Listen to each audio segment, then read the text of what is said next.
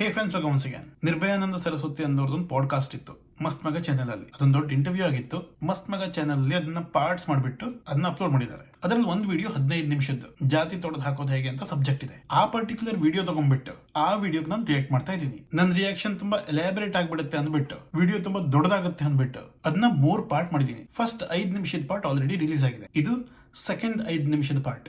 ಇನ್ನೊಂದು ಸ್ವಲ್ಪ ದಿವಸದ ನಂತರ ಥರ್ಡ್ 5 ನಿಮಿಷದ ಪಾರ್ಟ್ ಬರುತ್ತೆ. ನಿಮ್ಗೆ ಏನಾದ್ರು ಒರಿಜಿನಲ್ ಫುಲ್ ವಿಡಿಯೋ ನೋಡಬೇಕು ಅಂತ ಹೇಳಿದ್ರೆ ಆ ವಿಡಿಯೋ ಲಿಂಕ್ ಡಿಸ್ಕ್ರಿಪ್ಷನ್ ಇದೆ. ಈ ಎಂಟೈರ್ ವಿಡಿಯೋದಲ್ಲಿ ಮಾತಾಡಿರುವಂತ ಯಾವುದೇ ವಿಷಯ ನಾನು ಕವರ್ ಮಾಡದೇ ಇರೋದಿಲ್ಲ. ನಾನು ಮಾತಾಡುವಂತ ಪ್ರತಿಯೊಂದು ವಿಷಯನೂ ನನ್ನ ವೈಯಕ್ತಿಕ ಅಭಿಪ್ರಾಯ ಮಾತ್ರ. It is not personal. ಆ ವ್ಯಕ್ತಿ ಮೇಲೆ ರಿವ್ಯೂ ಮಾಡ್ತಾ ಇಲ್ಲ. ಅವ್ರೇನ್ ಮಾತಾಡ್ತಾ ಇದಾರೋ ಆ ವಿಷಯಕ್ಕೆ ನನ್ನ ರಿಯಾಕ್ಷನ್ ಕೊಡ್ತಾ ಇದ್ದೀನಿ ಅಷ್ಟೇ. ಇದನ್ನ ಹೇಳ್ತಾ without further do let's start.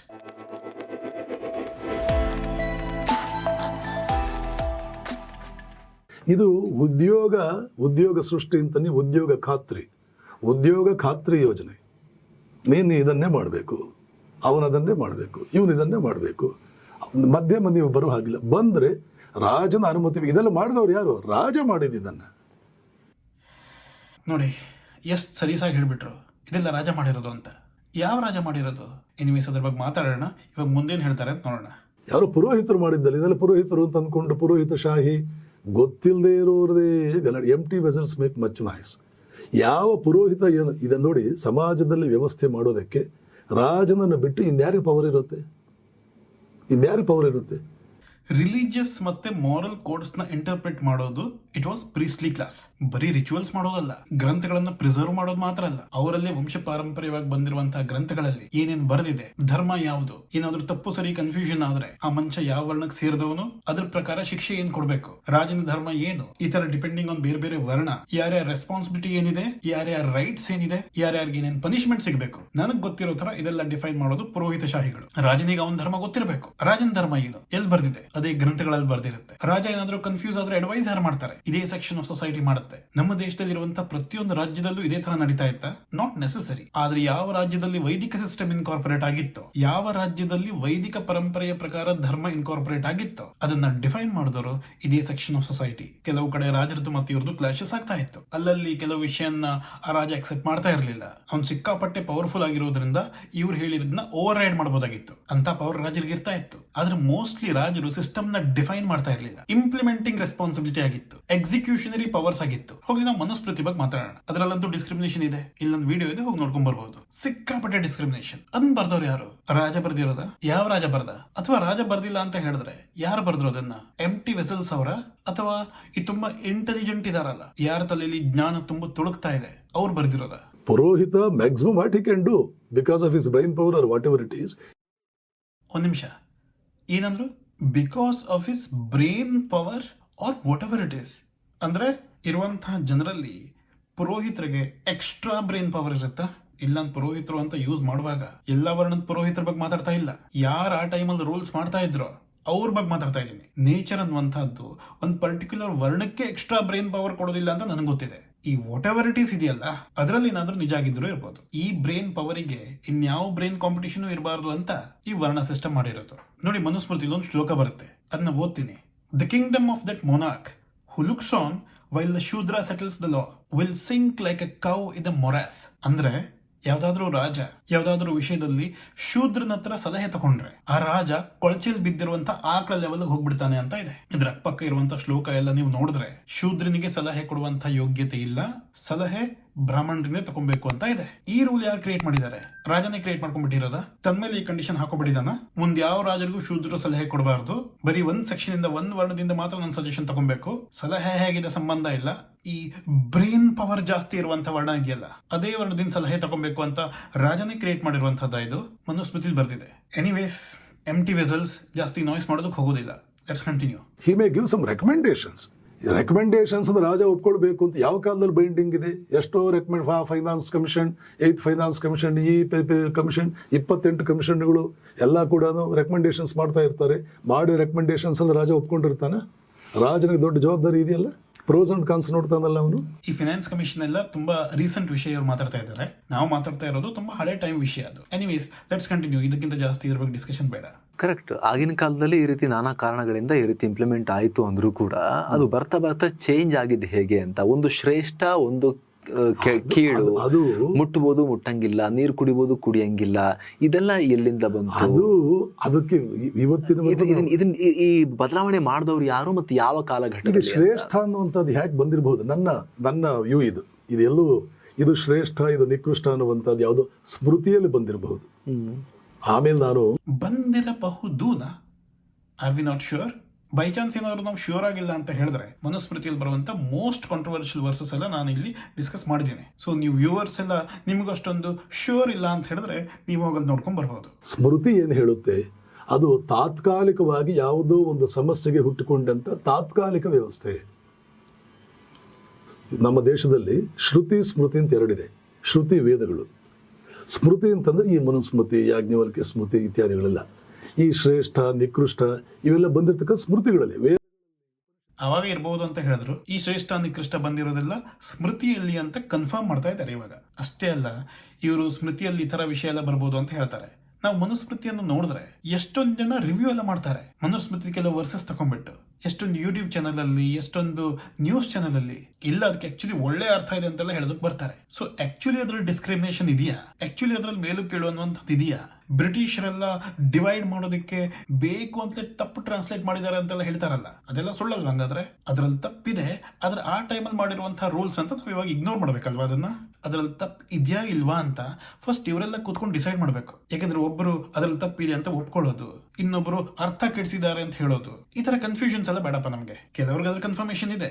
ಅದ್ರ ಟಿವಿಲಿ ಈ ತರ ಇಂಟರ್ವ್ಯೂಸ್ ಎಲ್ಲ ನೋಡಿದಾಗ ಆ ಸೈಡ್ ಇಂದಾನೆ ಸ್ವಲ್ಪ ಕಾನ್ಫ್ಲಿಕ್ಟಿಂಗ್ ವಾಯ್ಸಸ್ ಬರುತ್ತೆ ನಮ್ಗೆ. ಎನಿವೇಸ್ ಮುಂದೆ ನೋಡೋಣ.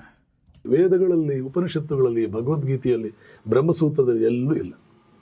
ಈ ದೇಶದ ಧರ್ಮ ಸನಾತನ ಧರ್ಮ.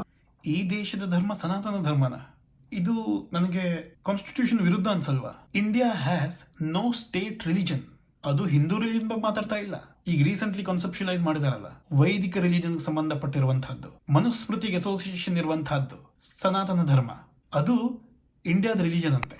ಸನಾತನ ಧರ್ಮಕ್ಕೆ ವೇದಿಕ್ ಅಸೋಸಿಯೇಷನ್ ಇದೆ. ಕೆಲವು ವೇದಿಕ ಗ್ರಂಥಗಳಲ್ಲಿ ನಾವು ಸನಾತನ ಅನ್ನುವಂಥ ಒಂದು ಶಬ್ದವನ್ನು ನೋಡಬಹುದು. ಇಂಟ್ರೆಸ್ಟಿಂಗ್ಲಿ ಅದರಲ್ಲಿ ಒಂದು ಗ್ರಂಥ ಮನುಸ್ಮೃತಿ. ಸೊ ಸನಾತನ ಧರ್ಮದ ಅಸೋಸಿಯೇಷನ್ ಮನುಸ್ಮೃತಿಯಲ್ಲಿದೆ. ನಾವೇನಾದ್ರೂ ಇಂಡಿಯಾದ ರಿಲಿಜನ್ ಸನಾತನ ಧರ್ಮ ಅಂತ ಒಪ್ಕೊಂಡ್ಬಿಟ್ರೆ, ಕಾನ್ಸ್ಟಿಟ್ಯೂಷನಲ್ ಚೇಂಜಸ್ ಏನಾದರೂ ಆಗ್ಬಿಟ್ರೆ, ಆಮೇಲೆ ನಾವು ಮನುಸ್ಮೃತಿಗೂ ಏನು ಹೇಳೋದಕ್ಕಾಗೋದಿಲ್ಲ. ಯಾಕಂದ್ರೆ ಅದಕ್ಕೆ ಡೈರೆಕ್ಟ್ ಕನೆಕ್ಷನ್ ಇದೆ. ಏನ್ ಕನೆಕ್ಷನ್ ಇದೆ ಈ ವಿಡಿಯೋ ಇದೆ, ನೀವು ನೋಡ್ಬೋದು. ಸನಾತನ ಧರ್ಮದ ಮೂಲ ತತ್ವ ವೇದ. ಸನಾತನ ಧರ್ಮದ ಮೂಲ ತತ್ವ ವೇದ ಅಂತ ಅಕ್ಸೆಪ್ಟ್ ಮಾಡ್ತೀನಿ ನಾನು. ಸನಾತನ ಧರ್ಮ ಟ್ರೈಬಲ್ ಕಲ್ಚರ್ಗೆ ಅಸೋಸಿಯೇಟ್ ಆಗಿಲ್ಲ. ಎಷ್ಟೋ ಒಂದು ಲೋಕಲ್ ದೇವರ ಕಲ್ಚರ್ ಇರುತ್ತೆ. ವೈದಿಕ ದೇವರಿಗೆ ಮತ್ತು ಆ ಲೋಕಲ್ ದೇವರಿಗೆ ಏನೂ ಸಂಬಂಧ ಇರೋದಿಲ್ಲ. ಆದ್ರೆ ಸನಾತನ ಧರ್ಮ ಅನ್ನುವಂಥ ಶಬ್ದ ಅದು ಡೈರೆಕ್ಟ್ ವೇದಿಕ್ ಅಸೋಸಿಯೇಷನ್. ಇನ್ಫ್ಯಾಕ್ಟ್ ಅದಕ್ಕಿರೋದು ಬರೀ ವೇದಿಕ್ ಐಡೆಂಟಿಟಿ ಮಾತ್ರ. ಸೊ ಇವಾಗೆಲ್ಲ ನೀವು ನೋಡ್ತಾ ಇರೋದು ಒಂದು ವೇದಿಕ್ ಕಮ್ಯುನಿಟಿ ತಯಾರಾಗ್ತಾ ಇರೋದನ್ನ. ನನ್ನನ್ನು ನಂಬೇಕಂತಿಲ್ಲ, ನೀವೇ ಎಲ್ಲ ಓದ್ಕೊಂಡು ಕನ್ಫರ್ಮೇಶನ್ ಮಾಡ್ಕೊಬಹುದು. ವೇದಗಳ ಸಾರ ಉಪನಿಷತ್ತು. ವೇದಗಳ ಸಾರ ಉಪನಿಷತ್ತು. Technically this is right. ವೇದಗಳ ಏನು ಹೇಳುತ್ತೆ ಮತ್ತು ಉಪನಿಷತ್ಗಳ ಏನು ಹೇಳುತ್ತೆ, ಇದರಲ್ಲಿ ಡಿಫರೆನ್ಸ್ ಇದೆ. ಪ್ರತಿಯೊಂದು ವೇದಕ್ಕೂ ಉಪನಿಷತ್ ಅಟ್ಯಾಚ್ ಆಗಿದೆ. ಉಪನಿಷತ್ತಿಂದ ಒಂಥರ ಕನ್ಕ್ಲೂಡ್ ಆಗುತ್ತೆ ಅದು. ವೇದಗಳಲ್ಲಿ ನಾವು ಜಾಸ್ತಿ ಶ್ಲೋಕ, ದೇವರನ್ನ ಹೇಗೆ ಇಂಪ್ರೆಸ್ ಮಾಡೋದು, ಆ ವೇದಿಕ್ ಟೈಮ್ ಅಲ್ಲಿ ಇರುವಂತಹ ದೇವರು ಇವತ್ತು ನಾವು ಪೂಜಿಸುವಂತ ದೇವರು ಕಂಪ್ಲೀಟ್ಲಿ ಡಿಫರೆಂಟ್. ಅವ್ರು ಇವಾಗ ಎಕ್ಸಿಸ್ಟೆನ್ಸ್ ಅಲ್ಲಿ ಇಲ್ಲ ಅಂತ ಅಲ್ಲ, ಆದ್ರೆ ಆ ದೇವರ ಇಂಪಾರ್ಟೆನ್ಸ್ ಇವತ್ತು ಸ್ವಲ್ಪ ಕಡಿಮೆ ಇದೆ. ಇವತ್ತು ನಾವು ಪೂಜಿಸುವಂತಹ ದೇವರು ಪೌರಾಣಿಕ ದೇವರಾಗಿರ್ತಾರೆ, ಪುರಾಣಗಳ ಕ್ಯಾರೆಕ್ಟರ್ಸ್ ಆಗಿರುತ್ತೆ. ಆದ್ರೆ ಆ ಟೈಮ್ ಅಲ್ಲಿ ಅಗ್ನಿ, ವಾಯು, ಇಂದ್ರ ಈ ತರ ದೇವರನ್ನೆಲ್ಲ ಪೂಜಿಸ್ತಾ ಇದ್ರು. ಕೆಲವು ಕಡೆ ಓದಿದ್ರಂತೂ ಅಗ್ನಿಗೆ ತುಂಬಾ ಜಾಸ್ತಿ ಇಂಪಾರ್ಟೆನ್ಸ್ ಕೊಟ್ಟಿದ್ದಾರೆ ಅಂತ ನಮ್ಗೆ ಅನ್ಸುತ್ತೆ. ಆದ್ರೆ ವೇದದ ಶ್ಲೋಕಗಳೆಲ್ಲ ನಾವು ನೋಡಿದ್ರೆ ಅದು ಟೆಕ್ನಿಕಲಿ ತುಂಬಾ ಮೆಟೀರಿಯಲಿಸ್ಟಿಕ್ ಆಗಿದೆ. ಅಂದ್ರೆ ದೇವ್ರನ್ನ ಇಂಪ್ರೆಸ್ ಮಾಡೋದು, ದೇವ್ರನ್ನ ಹೊಗಳೋದು, ನಮ್ಮ ಆಕಾಂಕ್ಷೆಗಳನ್ನೆಲ್ಲ ಪೂರೈಸುವಂತ ಕೇಳ್ಕೊಳ್ಳೋದು.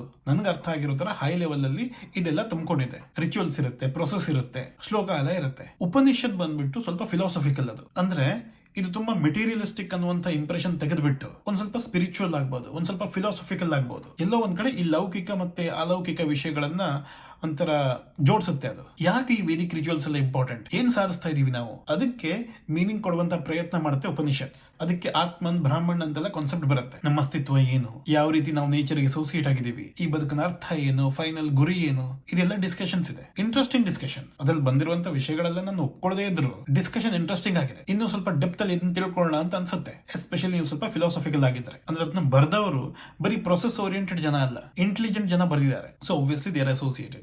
ಉಪನಿಷತ್ತಿನ ಸಾರ ಭಗವದ್ಗೀತೆ. ಉಪನಿಷತ್ಗಳ ಸಾರ ಭಗವದ್ಗೀತೆ ಅಂತ ನಾವು ಹೇಳಬಹುದು. ಈ ಉಪನಿಷತ್ಗಳಲ್ಲಿ ಏನು ಈ ಫಿಲಾಸಫಿಕಲ್ ಫೌಂಡೇಶನ್ ಹಾಕಿದಾರಲ್ಲ, ಅದನ್ನ ಒಂದು ಕಾನ್ವರ್ಸೇಷನ್ ಅಲ್ಲಿ ಒಂದು ಪ್ರಾಕ್ಟಿಕಲ್ ಮತ್ತೆ ಮಾರಲ್ ಆಸ್ಪೆಕ್ಟ್ಸ್ ಯೂಸ್ ಮಾಡಿಕೊಂಡು ಭಗವದ್ಗೀತೆಯಲ್ಲಿ ಅದು ಎಕ್ಸ್ಪ್ಲೇನ್ ಮಾಡಲಾಗಿದೆ. ಉಪನಿಷತ್ತುಗಳನ್ನು ಸುಲಭವಾಗಿ ನೆನಪಿಟ್ಕೊಳ್ಳೋದಕ್ಕೆ ಹುಟ್ಕೊಂಡಂತ ಒಂದು ಪುಸ್ತಕ ಬ್ರಹ್ಮಸೂತ್ರ. ಉಪನಿಷತ್ಗಳು ತುಂಬಾ ಡೀಪ್ ಆಗಿರೋದ್ರಿಂದ, ತುಂಬಾ ಕಾಂಪ್ಲೆಕ್ಸ್ ಆಗಿರೋದ್ರಿಂದ ಅದನ್ನ ಸ್ವಲ್ಪ ಈಸಿಯಾಗಿ ಅಂಡರ್ಸ್ಟ್ಯಾಂಡ್ ಮಾಡ್ಕೊಳ್ಳೋದಕ್ಕೆ ಬ್ರಹ್ಮಸೂತ್ರ ಅಂತ ಇರೋದು. ಹೌದು, ಇದನ್ನೆಲ್ಲ ನಾನು ಕನ್ಫರ್ಮ್ ಮಾಡ್ತಾ ಇದ್ದೀನಿ ಅಂತ ಹೇಳ್ತಾ ಇಲ್ಲ, ನನಗೆ ಇದ್ರ ಬಗ್ಗೆ ಅಷ್ಟೊಂದು ನಾಲೆಜ್ ಇಲ್ಲ. ಅದ್ರ ಕೆಲವು ವರ್ಡ್ಸ್ ಬಂದ್ಬಿಡುತ್ತೆ, ಯಾವ ರೀತಿ ಅಸೋಸಿಯೇಷನ್ ಮಾಡಬೇಕು ಅಂತ ಕೆಲವ್ರಿಗೆ ಗೊತ್ತಾಗೋದಿಲ್ಲ. ಸೊ ನನಗೇನು ಅರ್ಥ ಆಗಿದೆ ನಿಮ್ ಜೊತೆ ಶೇರ್ ಮಾಡ್ಕೊಂಡಿದ್ದೀನಿ ಅಷ್ಟೇ. ಇಷ್ಟು ಬಿಟ್ರೆ ಸನಾತನ ಧರ್ಮ ಬೇರೆ ಎಲ್ಲೂ ಇಲ್ಲ. ಸನಾತನ ಧರ್ಮದ ಬಗ್ಗೆ ನೀವು ಏನಾದರೂ ಮಾತನಾಡಬೇಕಂದ್ರೆ ಭಗವದ್ಗೀತೆಯಲ್ಲಿ ಹೇಳಿದೆಯಾ, ಬ್ರಹ್ಮಸೂತ್ರದಲ್ಲಿ ಹೇಳಿದೆಯಾ, ಉಪನಿಷತ್ನಲ್ಲಿ ಹೇಳಿದೆಯಾ, ಅದರಲ್ಲೂ ಉಪನಿಷತ್ತಿನಲ್ಲಿ ಹೇಳಿದೆಯಾ. ಉಪನಿಷತ್ತಿನಲ್ಲಿ ಏನಾದರೂ ದೋಷಗಳಿದ್ರೆ ಅದು ಸನಾತನ ಧರ್ಮದ ದೋಷಗಳು. ಉಪನಿಷತ್ನಲ್ಲಿ ಅದಿಲ್ಲ ಅಂದರೆ ಅದಕ್ಕೂ ಸನಾತನ ಧರ್ಮಕ್ಕೂ ಯಾವ ಸಂಬಂಧವೂ ಇಲ್ಲ.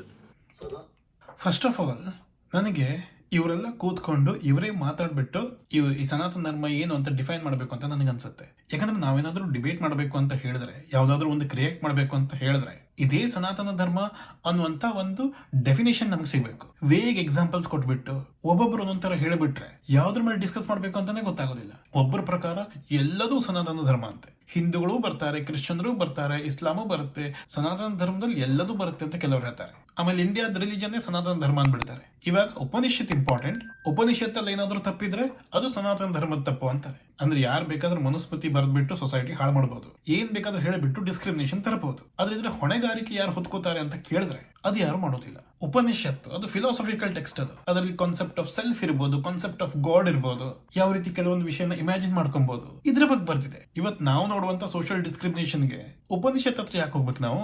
ಸಂಬಂಧ ಇಲ್ಲೇ ಇರುವಂತ ವಿಷಯ ಅದು. ಅಲ್ಲಿ ಹೇಳ್ಕೊಂಡು ಹೋಗ್ಬಿಟ್ರೆ ಅಲ್ಲಿ ತಪ್ಪು ಸಿಗೋದಿಲ್ಲ, ಅದ್ ನನಗೆ ಗೊತ್ತು. ಅದ್ರ ತಪ್ಪು ಸಿಗದೇ ಇರೋ ಜಾಗಕ್ಕೆ ನಾನು ಯಾಕೆ ಹೋಗ್ಬೇಕು? ತಪ್ಪು ಎಲ್ಲಿದೆ ಅಂತ ಗೊತ್ತಿದೆ, ಅದನ್ನ ಯಾರು ಮಾಡಿದ್ದಾರೆ ಅಂತ ಗೊತ್ತಿದೆ. ಔಟ್ ಆಫ್ ಟಾಪಿಕ್ ವಿಷಯ ಎಲ್ಲ ತರೋದು ಬೇಡ ಇವಾಗ. Anyways, will watch. ಸನಾತನ ಧರ್ಮ ಸನ್ಯಾಸಿಗಳು, ಋಷಿಗಳು, ಆವತ್ತು ಕಾಡಿನಲ್ಲಿ ವಾಸ ಮಾಡ್ತಾ ಇದ್ದಂಥ ಋಷಿಗಳು, ಸನ್ಯಾಸಿಗಳು ಇವರಿಂದ ಪೇಟ್ರನೈಸೇಷನ್ ಪಡ್ಕೊಂಡಿದ್ದು. ಈ ಜಾತಿ ಇತ್ಯಾದಿಗಳು ರಾಜನಿಂದ ಪೇಟ್ರನೈಸೇಷನ್ ಪಡ್ಕೊಂಡಿದ್ದು. ಆ ಫೀಲ್ಡೇ ಬೇರೆ, ಈ ಫೀಲ್ಡೇ ಬೇರೆ. ಎಷ್ಟು ಈಸಿ ಅಲ್ವಾ ಎಲ್ಲ ರಾಜ ಮಾಡಿರೋದು ಅಂತ ಹೇಳೋದಕ್ಕೆ. ಎನಿವೇಸ್, ಇದ್ರ ಬಗ್ಗೆ ನಾವು ಮಾತಾಡಿದೀವಿ, ಇದ್ರ ಬಗ್ಗೆ ಜಾಸ್ತಿ ಡಿಸ್ಕಷನ್ ಮಾಡೋದಕ್ಕೆ ಹೋಗೋದಿಲ್ಲ ನಾನು. ಆ ಫೀಲ್ಡೇ ಬೇರೆ, ಈ ಫೀಲ್ಡೇ ಬೇರೆ. ಸ್ಮೃತಿ ಅನ್ನುವಂಥದ್ದು ಒಂದು ಕಾನ್ಸ್ಟಿಟ್ಯೂಷನ್. ಆ ಕಾನ್ಸ್ಟಿಟ್ಯೂಷನಲ್ಲೇ ಸಮಾಜಕ್ಕೆ ಸಂಬಂಧಪಟ್ಟಂಥ ಯಾವುದು ಬರುವಂಥದ್ದು ಕಾನ್ಸ್ಟಿಟ್ಯೂಷನಲ್ಲಿ. ಆಧ್ಯಾತ್ಮಿಕಕ್ಕೆ ಸಂಬಂಧಪಟ್ಟಿದ್ದು ಕಾನ್ಸ್ಟಿಟ್ಯೂಷನ್ ಬರಲ್ಲ. ಆಧ್ಯಾತ್ಮಿಕಕ್ಕೆ ಸಂಬಂಧಪಟ್ಟಿದ್ದು ಋಷಿ ಆಶ್ರಮಗಳಲ್ಲಿರ್ತಕ್ಕಂಥ ತಪಸ್ವಿಗಳು, ಋಷಿಗಳು, ಇವರು ಆಧ್ಯಾತ್ಮಿಕ ಕ್ಷೇತ್ರದ ವಾರಸುದಾರರು. ಅವರ ಕ್ಷೇತ್ರ ಪೇಟ್ರನೈಸೇಷನ್, ಅಥಾರಿಟೀಸು ಅವರು. ರಾಜನಿಗೂ ಅದಕ್ಕೂ ಸಂಬಂಧ ಬರಲ್ಲ. ಸ್ಮೃತಿಗಳೇ ಕಾನ್ಸ್ಟಿಟ್ಯೂಷನ್ ಆದ್ಮೇಲೆ, ಸ್ಮೃತಿಗಳೇ ನಮ್ಮ ಲೈಫ್ ಅನ್ನ ಕಂಟ್ರೋಲ್ ಮಾಡಿದ್ರೆ, ಕಾನ್ಸ್ಟಿಟ್ಯೂಷನ್ ತಾನೇ ನಮ್ಮ ಲೈಫ್ ಅನ್ನು ಕಂಟ್ರೋಲ್ ಮಾಡೋದು. ಆಧ್ಯಾತ್ಮಿಕ ವಿಷಯ ಏನ್ ಬರ್ಕೊಂಡಿದ್ರೆ ನಮಗೆ ಸಂಬಂಧ ಇಲ್ಲ. ಇವತ್ತಾದ್ರೂ ಬೇಕಾದವರು ಆಧ್ಯಾತ್ಮ ಮಾಡ್ತಾರೆ, ಕೆಲವರು ಡೋಂಟ್ ಕೇರ್ ಮಾಡ್ತಾರೆ. ಎಲ್ಲರಿಗೂ ಮ್ಯಾಂಡೇಟರಿ ಇರುವಂತದ್ದು ಯಾವುದು? ಅದು ಕಾನ್ಸ್ಟಿಟ್ಯೂಷನ್. ಆಗಿನ ಕಾನ್ಸ್ಟಿಟ್ಯೂಷನ್ ಯಾವ್ದಾಗಿತ್ತು? ಆಗಿನ ರೂಲ್ಸ್ ಎಲ್ಲಿ ಬರ್ಕೊಂಡಿತ್ತು?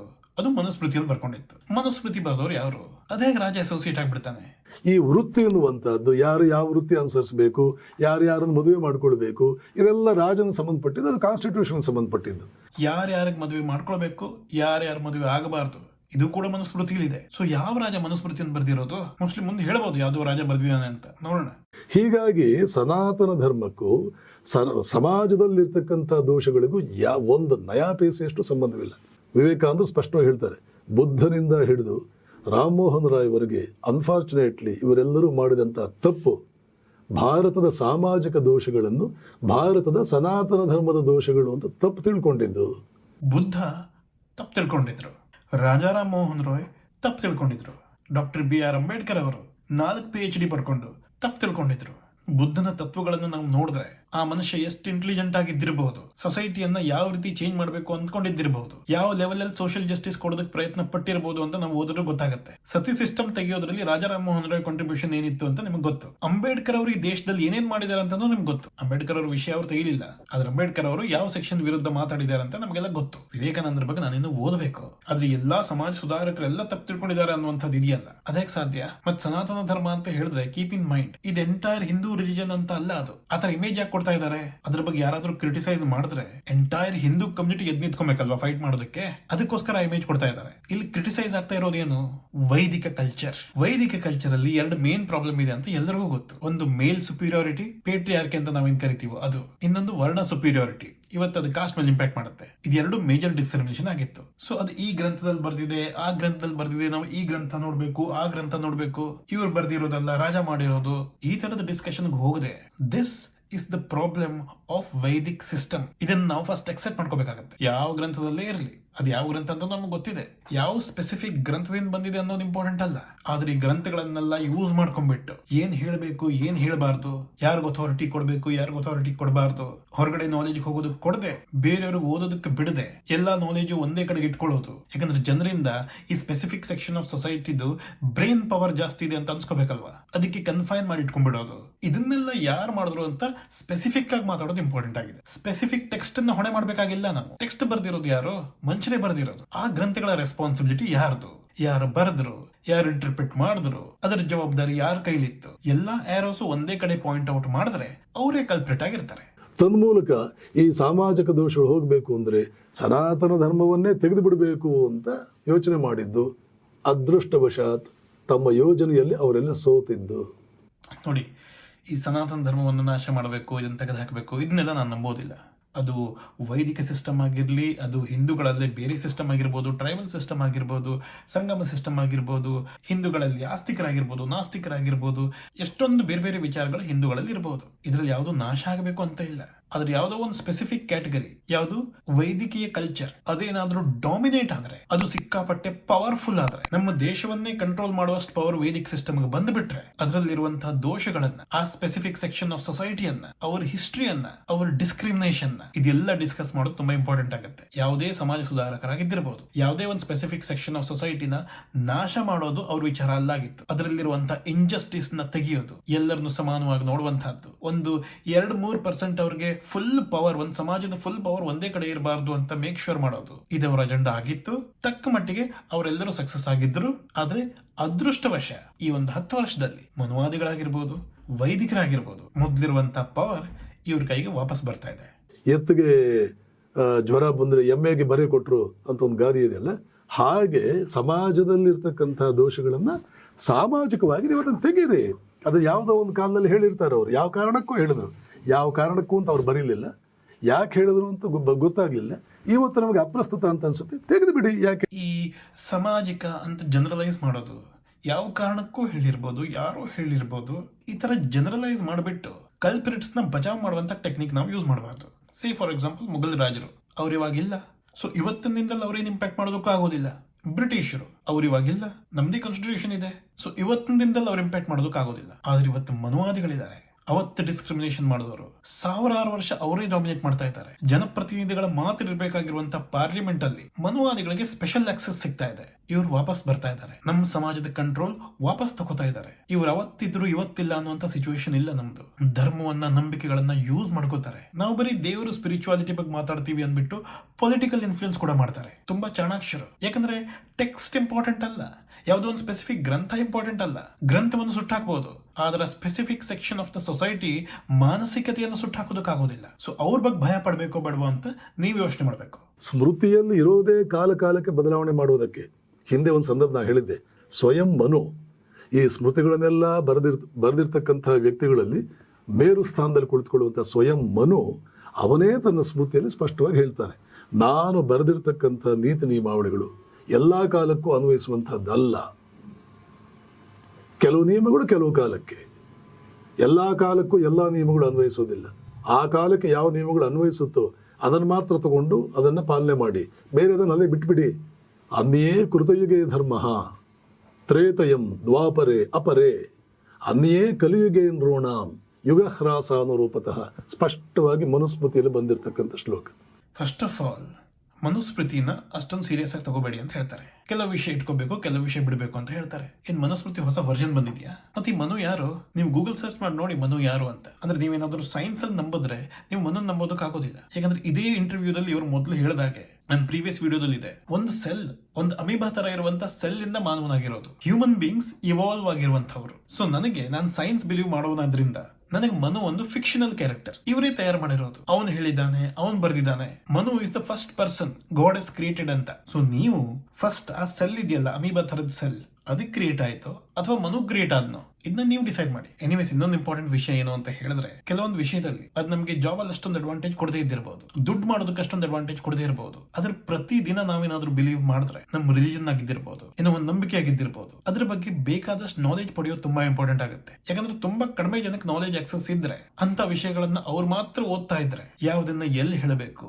ಹೇಗೆ ಹೇಳಬೇಕು, ಯಾವ ಪರ್ಸ್ಪೆಕ್ಟಿವ್ ಕೊಡಬೇಕು, ಯಾರನ್ನ ಸುಪೀರಿಯರ್ ಮಾಡಬೇಕು, ಯಾರನ್ನ ಇನ್ಫೀರಿಯರ್ ಮಾಡಬೇಕು, ಯಾರನ್ನ ಒಳ್ಳೆಯವ್ರ ತರ ತೋರಿಸ್ಬೇಕು, ಯಾರನ್ನ ಕೆಟ್ಟವ್ರ ತರ ತೋರಿಸ್ಬೇಕು, ಇದೆಲ್ಲ ವಿಷಯ ಆ ನಾಲೆಜ್ ಪಡ್ಕೊಂಡವನಿಗಿರುತ್ತೆ. ನಾವೆಲ್ಲ ಇನ್ಫಾರ್ಮೇಶನ್ ಕನ್ಸ್ಯೂಮರ್ಸ್ ಆಗ್ಬಿಡ್ತೀವಿ. ಸೊ ಇಲ್ಲಿವರೆಗೆ ನಾಲೆಜ್ ಅನ್ನುವಂಥದ್ದು ನಮ್ಮ ಸೊಸೈಟಿಯಲ್ಲಿ ಒಂದು ಸ್ಪೆಸಿಫಿಕ್ ಸೆಕ್ಷನ್ ಆಫ್ ಸೊಸೈಟಿ ಹತ್ರ ಯಾಕಿತ್ತು ಅಂತ ನಿಮ್ಗೆ ಗೊತ್ತಾಗಬೇಕು. ಅದರಿಂದ ಇನ್ಫಾರ್ಮೇಶನ್ ನಾವು ಹೇಗೆ ಬೇಕಾದ್ರೂ ಕೊಡಬಹುದು. ಬರೀ ನಿಮ್ಮ ಹತ್ರ ನಾಲೆಜ್ ಇದ್ರೆ ಜನ ನಿಮ್ಮನ್ನ ನಂಬುತ್ತಾರೆ. ಯಾಕಂದ್ರೆ ಅದ್ರ ವಿರುದ್ಧ ಮಾತಾಡೋದಕ್ಕೆ ಅವ್ರು ಅದನ್ನು ಓದಿರ್ಬೇಕಲ್ವಾ. ಇನ್ಫಾರ್ಮೇಶನ್ ಇಲ್ಲದೆ ಇದ್ರೆ, ನಾಲೆಜೇ ಇಲ್ಲದೆ ಇದ್ರೆ ಮನುಷ್ಯ ಸುಮ್ಮನೆ ಒಪ್ಕೋತಾನೆ. ವರ್ಣ ಸಿಸ್ಟಮ್ ಬಂದ್ರು ನಂಬುತ್ತಾನೆ, ಕತೆ ಹೇಳಿದ್ರು ಅದನ್ನ ಹಿಸ್ಟ್ರಿ ಅಂತ ನಂಬುತ್ತಾನೆ. ಎನಿವೇಸ್, ಇದು ಸೆಕೆಂಡ್ 5 minutes ಆಯ್ತು. ಇನ್ನೊಂದು 5 minutes ಇನ್ನೊಂದು ಥರ್ಡ್ ಪಾರ್ಟ್ ಅಂತ ಬರುತ್ತೆ. ಇಮಿಡಿಯೇಟ್ ನೆಕ್ಸ್ಟ್ ವಿಡಿಯೋ ಅಲ್ಲದೆ ಇದ್ರು it will come soon. Thank you so much for watching this video. ಈ ವಿಡಿಯೋ ಏನಾದ್ರು ಇಷ್ಟ ಆದ್ರೆ please let me know by hitting the thumbs up. Please to subscribe to this channel. Thanks again. Take care.